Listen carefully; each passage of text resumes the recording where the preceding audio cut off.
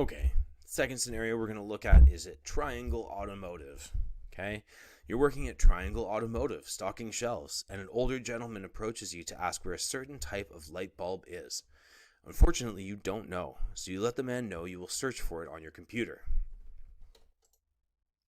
He lets you know he's in a hurry and doesn't have time for you to look it up. You tell him it will only take a moment. He begins to yell at you for being incompetent and asks why you even work at a store if you don't know where anything is. So, what do we do? If you've not been in this situation before and you intend on getting into retail, you will likely encounter a situation very, very similar to this. Okay? Now, the first thing we're going to do is we're going to apologize to this gentleman, even though it is him that he's being rude to us. Why? Because apologies are free, and sometimes it makes people feel better. And if it does not make someone feel better, it's not going to make them feel any worse. Okay? The next thing that we're going to do is we are going to go through solutions. Okay, we're going to figure out what the problem is, and we're going to go through solutions. So the problem here is that this gentleman is in a rush, okay, and they have a light bulb related emergency, and they don't have time for you to look it up on the computer. Now, a lot of this probably stems from the fact that this person is a little bit older and a little bit less familiar with how powerful computers can be. Maybe they're even a little bit hesitant or scared of computers, which is something that is very normal, but definitely can be helped. So maybe they think that it's going to take 5 or 6 minutes to look for this item in the computer. Now, your solutions are you could look it up in the computer anyway, and it only takes a moment. And in this case, you might risk this gentleman getting even more upset with you. Okay. The second option is to find out what kind of light bulb it is. If you are working at Triangle Automotive, you will know that there are many, many different types of light bulb. There are light bulbs for inside your house. There are light bulbs for outside your house. There are light bulbs for your car. There are light bulbs for decoration. There are light bulbs for all kinds of things. Okay? So if you can get that information out of him, you do so while saying, I'm going to bring you to where they are.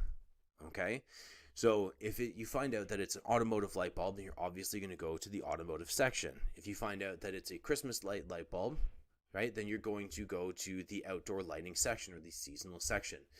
You'll do this whilst taking this person to that section, because then you're moving and this person thinks or will be more encouraged to think that you are making progress than you are sitting and doing nothing, even though you would have already been able to find it on your computer by now. You don't want to bring that up to this person because it's just going to make them more upset.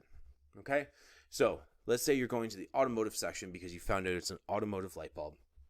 Then what you do is you make sure that you can find one of your colleagues as quickly as possible and pass the person off to that colleague and say, this is the expert in this field. They're definitely going to be able to help you out. In this case, you're moving that person along and you're putting the person in capable hands of someone who absolutely knows where that product is. Okay? Making sure to know that